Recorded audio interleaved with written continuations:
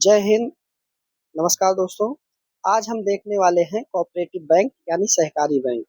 इनसे जुड़ी तमाम घटनाओं को हम देखेंगे, तो इसमें राष्ट्रीय घटनाक्रम भी आएगा, अंतर्राष्ट्रीय घटनाक्रम भी आएगा और महत्वपूर्ण संशोधन क्या हुए हैं हाल फिलहाल में, उन चीज़ों को भी हम देखने का प्रयास करेंगे। और सहकारी बैंक अभी चर्चा में क्यों है, इस कारण से भी ये हमारे परीक्षा के लिहाज से ज़रूरी हो जाता है, तो ये भी जानेंगे कि ये चर्चा में अभी हाल फिलहाल में क्यों है। कोऑपरेटिव बैंक में आपको पढ़ना क्या-क्या है, तो पहले हम जानेंगे कि चर्चा का विषय क्यों बना हुआ है। दूसरे पर हम ये जानेंगे कि सहकारी बैंक का इतिहास क्या है, उस चीज़ को हम जानेंगे। दूसरे पे हम जानेंगे संवैधानिक स्थिति को देखने वाले हैं। उसके बाद अंतर्राष्ट्रीय सहकारी संगठन के बारे में जानेंगे और महत्वपूर्ण प्रश्न को भी हम देखने वाले हैं इस लेक्चर के माध्यम से। तो सबसे पहले हम देखते हैं कि जो इससे संबंधित क्वेश्चन हैं, उन क्वेश्चन को हम देखने का प्रयास करते हैं। उसके बाद लास्ट में जब लेक्चर समाप्त हो जाएगा तब हम इन प्रश्नों को हल करेंगे और देखेंगे लेक्चर पढ़ने के बाद ये प्रश्न हमारे लिए कितना आसान हो जाता है। तो भारत में शहरी सहकारी बैंकों के संदर्भ में निम्नलिखित तथ्यों पर विचार करना है। ये यूपीएससी में 2021 में आया हुआ प्रश्न है। राज्य सरकारों द्वारा स्थापित स्थानीय मंडलों द्वारा उनका पर्यवेक्षण एवं विनिमय किया जाता है। ये चीज को ध्यान में रखना है, केवल क्वेश्चन को पढ़ना, बाकी लेक्चर खत्म होने के बाद हम इस क्वेश्चन को करने वाले। वह इक्विटी शेयर और अधिमान शेयर जारी कर सकते हैं। उन्हें वर्ष 1966 में एक संशोधन द्वारा बैंकिंग विनियमन अधिनियम 1949 के कार्य क्षेत्र में लाया गया था। अब हम लेक्चर को स्टार्ट करते हैं और देखते हैं चर्चा में ये क्यों है। तो जैसा कि आप देख रहे हैं कि आरबीआई ने new India cooperative bank limited पर 6 महीने की रोक लगा दी है, जिससे अब वो बैंक ना तो ऋण देगा, ना तो जमा स्वीकार करेगा और निकासी पर ये पूरी तरीके से प्रतिबंध लगा दिया गया है। किसके द्वारा? आरबीआई के द्वारा। और आरबीआई को ही सभी बैंकों का पिता कहते हैं, ये चीज आपको जानना है। आरबीआई ने खराब प्रशासनिक मानकों का हवाला देते हुए अपने निर्देशन मंडल को 12 महीने के लिए क्या कर दिया गया है? भंग कर दिया है। ये चीज भी आपको जानना है। शहरी सहकारी बैंकों के बारे में हम जानते हैं, तो शहरी सहकारी बैंक यूसीबी यानी अर्बन कोऑपरेटिव बैंक भारत में सहकारी बैंकों का एक समूह है जो मुख्य रूप से शहरी और अर्ध शहरी क्षेत्रों में संचालित होते हैं। इस चीज को आपको जानना है। अब हम देखते हैं कि जो सहकारी ऋण संस्थाओं की संरचना है वो किस तरीके से।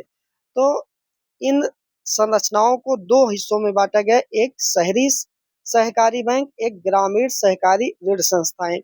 तो जो ग्रामीण शहरी ऋण संस्थाएं हैं उनको पुनः दो हिस्सों में बांटा गया है, एक अल्पकालिक और दूसरा है दीर्घकालिक। अल्पकालिक में जो आपको ऋण देने का काम करते हैं वो राज्य सहकारी बैंक, केंद्रीय सहकारी बैंक, प्राथमिक कृषि साख समिति आती है।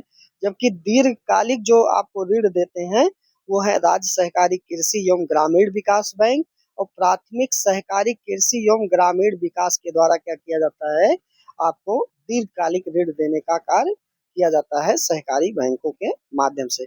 इतिहास क्या है सहकारी बैंकों का? तो 1904 के सहकारी ऋण समिति अधिनियम लॉर्ड कर्जन के कार्यकाल के दौरान और इसके 1912 के संशोधन ने इन संस्थाओं के लिए कानूनी अधिकार तैयार किया गया था।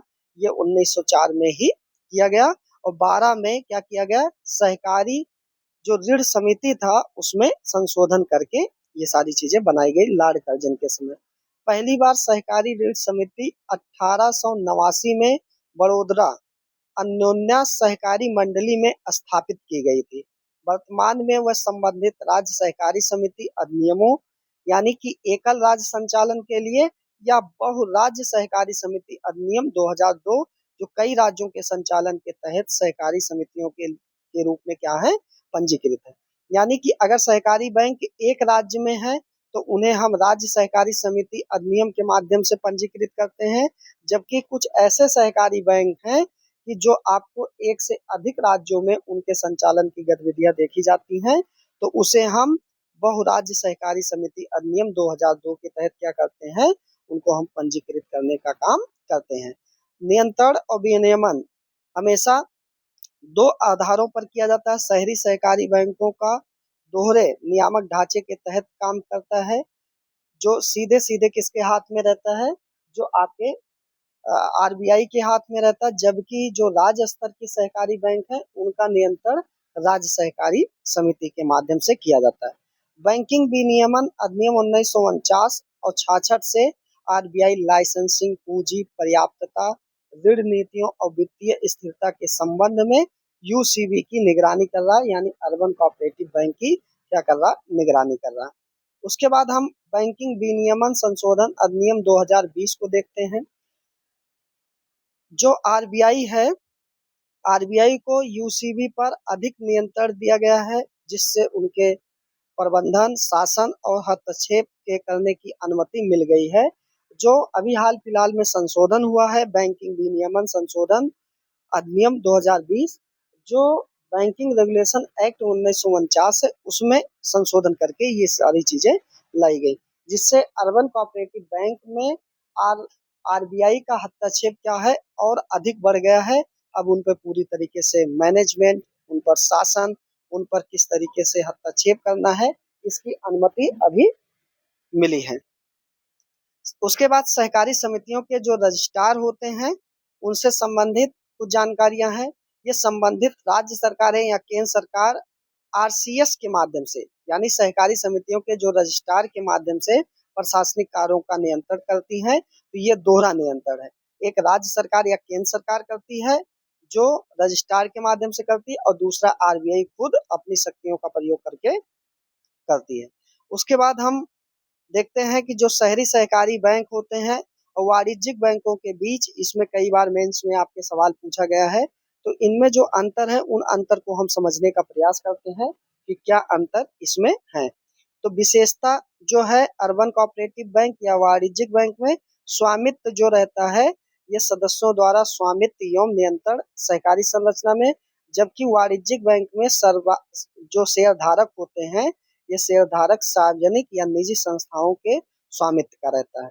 विनियमन आरबीआई भी करती है और सहकारी समितियों के रजिस्ट्रार के द्वारा किया जाता है, यानी यही है इसका जो अर्बन कोऑपरेटिव बैंक का दोहरा नियंत्रण। और जबकि जो वाणिज्यिक बैंक होते हैं, जिन्हें सार्वजनिक क्षेत्र के बैंक के रूप में भी जानते हैं, या उनकी और भी शाखाएं हैं वाणिज्यिक बैंकों में, तो इनका पूर्णतः नियंत्रण आरबीआई के हाथ में रहता है।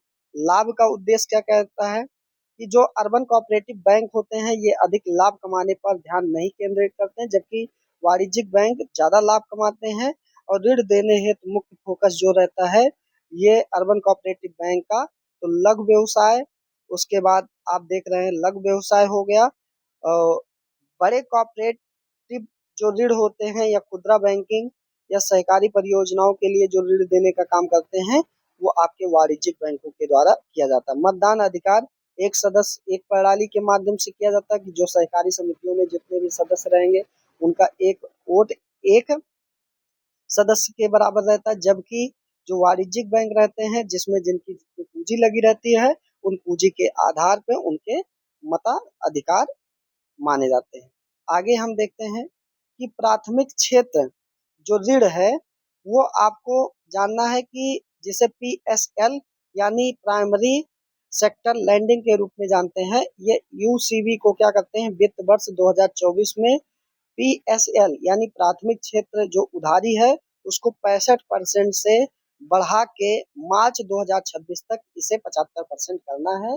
ये डायरेक्ट हमारे किसी भी एग्जाम में ये डायरेक्ट सवाल, ये डायरेक्ट लाइन ये पूछी जा सकती है, इस चीज पर आपको विशेष ध्यान देना है। 1996 तक जो शहरी सहकारी बैंकों को केवल गैर कृषि उद्देश्यों के लिए ऋण देने की अनुमति थी, जबकि ये आज कृषि, गैर कृषि किसी भी क्षेत्र में ये ऋण देने के लिए क्या है, ये दे सकते हैं। जबकि 2023-24 के दौरान 24 शहरी सहकारी बैंकों के लाइसेंस रद्द किए गए थे, इनके अमानकों के कारण, कि जो इनके मानक में नहीं थे, उन चीजों को भी ये कर रहे थे इस कारण से। उसके बाद वाणिज्यिक बैंकों और फिनटेक से, बहुत सारी ऐसी फिनटेक कंपनियां हैं, फाइनेंशियल कंपनियां हैं कि जो जिससे सहकारी बैंक प्रतिस्पर्धा नहीं कर पा रहे हैं, उस कारण से भी क्या होते हैं कि इनकी जो परिसंपत्तियां हैं वो धीरे धीरे क्या हो रही हैं, वो एनपीए में तब्दील हो रही हैं। तो जैसे ये कह रहा है कि मार्च 2024 में कुल बैंकिंग परिसंपत्तियों के लगभग 2.5% तक गिर गई, जो 2017 में 3.8% थी। आगे हम देखते हैं कि मार्च 2024 के अंत में शहरी सहकारी बैंकों का सकल एनपीए जो था वो 8.8% था। यानी कि ये एनपीए क्या है, नॉन परफॉर्मिंग एसेट्स, जो गैर निष्पादित परिसंपत्तियां जानते हैं। तो इनको हम कभी किसी अलग वीडियो में देखने का प्रयास करेंगे, लेकिन थोड़ा सा जान लेते हैं कि जब आप किसी बैंक से लोन लेते हैं तो लोन लेने के बाद अगर उसकी किस्त बाउंस होने लगती है, यानी ना तो आप ब्याज दे रहे हैं, ना तो उसका प्रिंसिपल अमाउंट यानी मूलधन दे रहे हैं, तो वो लंबे समय तक अगर ये प्रक्रिया बनी रहती है बैंक में, तो वही आपका धन क्या हो जाता है, एनपीए में बदल जाता है। बैंकिंग विनियमन संशोधन अधिनियम 2020, इस संशोधन ने आरबीआई को क्या कर दिया, बोर्डों को हटाने, प्रबंधन का पुनर्गठन करने और समाधान योजना तैयार करने का अधिकार दे दिया गया आरबीआई को। उसके बाद एक संशोधन त्वरित सुधारात्मक कार्यवाही, जिसे हम पीसीए के नाम से जानते हैं, 2000 ढांचा इसका 2024 में आया, जो आरबीआई ने क्या किया, पूंजी पर्याप्तता, परिसंपत्ति गुणवत्ता, लाभप्रदता के लिए ये क्या किया गया है, पीसीए 2024 का गठन किया गया है। ये किसी भी अर्बन कोऑपरेटिव बैंक या किसी भी बैंक को वित्तीय जो संकट के समय संकेत दिखाई देते हैं आरबी को, तो वो आपको पैसा क्या करते हैं, पैसा फंडिंग करके आपको बचाने का काम करती है। ये पीसीए का एक मुख्य उद्देश्य है।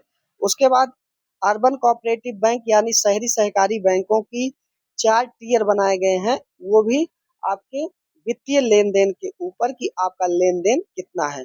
तो टियर 1 में उन सभी यूनिट को रखा गया है जो अर्बन कोऑपरेटिव बैंक है, जिसमें आपको 10 सॉरी 100 करोड़ तक की परिसंपत्तियों को आप इसमें जमा कर सकते हैं। जबकि टियर 2 में आप 10 करोड़ से लेके 1000 करोड़ तक जमा कर सकते हैं। जबकि टियर 3 में आप 1000 करोड़ से 10,000 करोड़ तक जमा कर सकते हैं। जबकि टियर 4 में 10,000 करोड़ से अधिक अगर आपको पैसा जमा करना है, डिपॉजिट करना है, तो आप क्या कर सकते हैं, टियर 4 के तहत आप ये सारी चीजों को कर सकते हैं।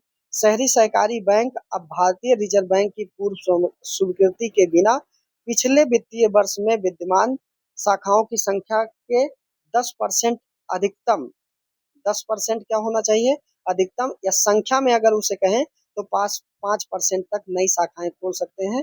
यानी कि जो अर्बन कोऑपरेटिव बैंक हैं, अब वो किसी भी राज्य में अगर खुल रहे हैं तो वो उस राज्य में तभी खुल पाएंगे जब आरबीआई की पूर्व स्वीकृति रहेगी, और उसके बाद वित्तीय वर्ष में वो जितने भी शाखाएं खोलना चाहते हैं तो वो अधिकतम 5 शाखाएं ही खोल सकते हैं। तो मान लीजिए कि अगर किसी में 10 शाखाएं खोलना है तो 10 शाखाएं नहीं खोल सकते।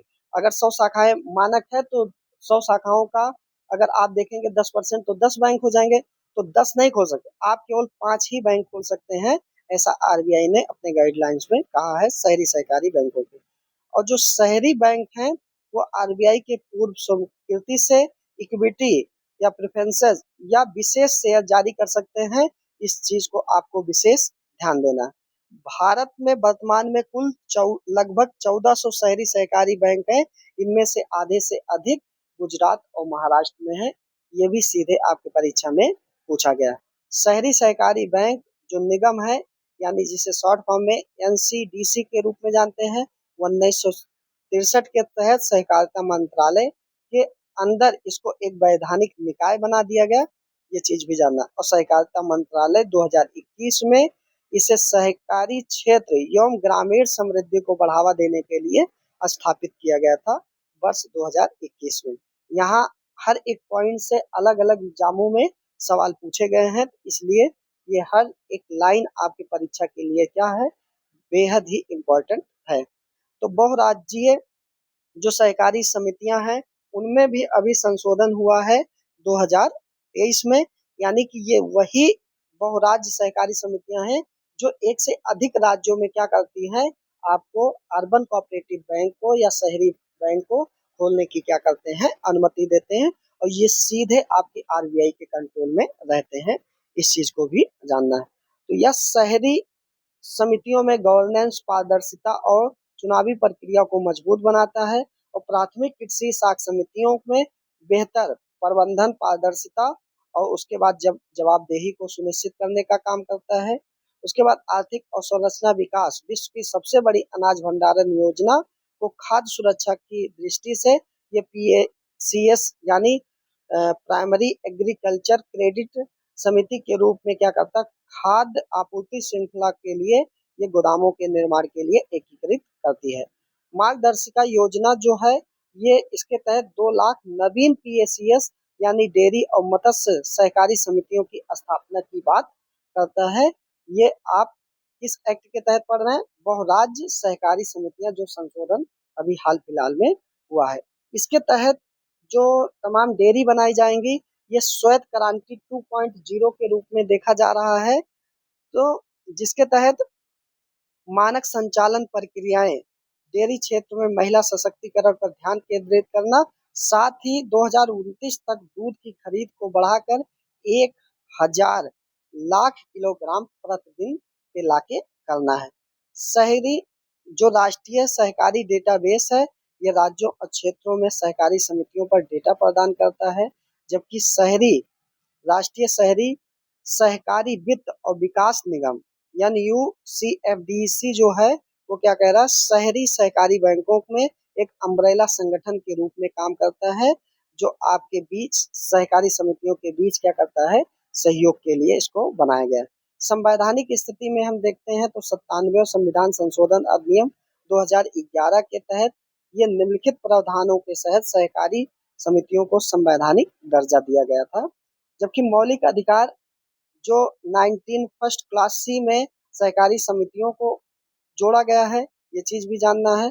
उसके बाद संवैधानिक स्थिति में हमें राज्य के नीति निर्देशक तत्व DPSP में 43B एक नया आपको आर्टिकल जुड़ा हुआ दिखाई देता है। उसके बाद नया भाग एक 9B के रूप में हम जानते हैं, जो शहरी गवर्नेंस के लिए अनुच्छेद 243Z यस से लेकर 243Z तक इसमें जोड़े गए। ये कुछ संवैधानिक स्थिति है। उसके बाद बहुराज्य सहकारी समितियां ये संविधान के संघ सूची के तहत जो कई सारे अभी वर्तमान में आप देखते हैं कि 100 टोटल विषय बन गए हैं, तो उनमें 44 के अंतर्गत इनको लाया गया है, जो बहुराज्य सहकारी समितियां एक्ट 2002 के तहत इनको किया गया। जबकि राज्य स्तर की जो समितियां हैं वो आपके प्रविष्ट यानी भाग 32 विषय 32 के तहत इनको राज्य सहकारी समितियों के अंतर्गत किया गया। अंतर्राष्ट्रीय घटनाक्रम में अगर हम देखते हैं तो भारत के गृह मंत्री, सहकारिता मंत्री, प्रधानमंत्री ने संयुक्त राष्ट्र अंतर्राष्ट्रीय सहकारी वर्ष 2025 को घोषित किया है। घोषणा कब हुई? तो जून 2024 में संयुक्त राष्ट्र महासभा के द्वारा किया गया। थीम क्या है? तो सहकारी समितियां एक बेहतर विश्व का निर्माण कर सकती हैं, यानी cooperative builds a better world, जो इस बार की थीम रखी गई है 2025 की, ये चीज भी जानना है। जबकि अंतर्राष्ट्रीय सहकारी संगठन जो है इसकी स्थापना 1895 EV नील और एडवर्ड ओवन ग्रीनिंग ने की थी, और यह एक वैश्विक गैर सरकारी संगठन यानी NGO के रूप में काम करता है। नवंबर 2024 में भारत ने पहली बार ICA यानी इंटरनेशनल कोऑपरेटिव अलायंस में क्या किया था, वैश्विक सहकारिता सम्मेलन की मेजबानी की थी। उस बार 2024 की जो थीम थी वो सहकारिता सभी के लिए समृद्धि का निर्माण करती है, ये उस समय की थीम रखी गई थी। तो इस प्रकार आप देखते हैं कि यह थीम भारत सरकार में समृद्धि के दृष्टिकोण के क्या थी, अनुरूप थी। तो ये तमाम जो बातें थी ये हैं हमारे शहरी सहकारी बैंक से संबंधित। अब हम देखते हैं जो क्वेश्चन हमारा इसमें पूछा गया था, उन क्वेश्चन को भी हम देख लेते हैं कि उनका कौन सा जवाब हमारा सही होगा। तो शहरी सहकारी बैंक के बारे में बात किया जा रहा है, तो राज्य सरकारों द्वारा स्थापित स्थानीय मंडलों द्वारा उनका पर्यवेक्षण एवं विनियमन किया जाता है। जबकि शहरी सहकारी बैंक हैं, इन पर क्या होता है, जो नियंत्रण होता है वो क्या होता है, RBI के द्वारा होता है। किसके द्वारा? RBI के द्वारा होता है। यानी कि ये स्टेटमेंट क्या होगा, ये स्टेटमेंट हमारा गलत हो जाएगा। वो इक्विटी शेयर अधिमान जारी कर सकते हैं, ये बात एकदम क्या है, सही है। उन्हें वर्ष 1966 में एक संशोधन के द्वारा बैंकिंग विनियमन अधिनियम 1949 के कार्यक्षेत्र के अंतर्गत लाया गया, ये भी बात एकदम क्या है कि वर्तमान में जो बैंकिंग से संबंधित जो एक्ट चल रहा है, जिस पे आरबीआई सीधे कंट्रोल करता है, बैंकिंग रेगुलेशन एक्ट 1949 के तहत सहकारी बैंकों को 1966 में संशोधन करके इनको लाया गया। तो इस प्रकार हम देखते हैं कि कौन सा विकल्प जो है वो हमारे इस प्रश्न का सही है।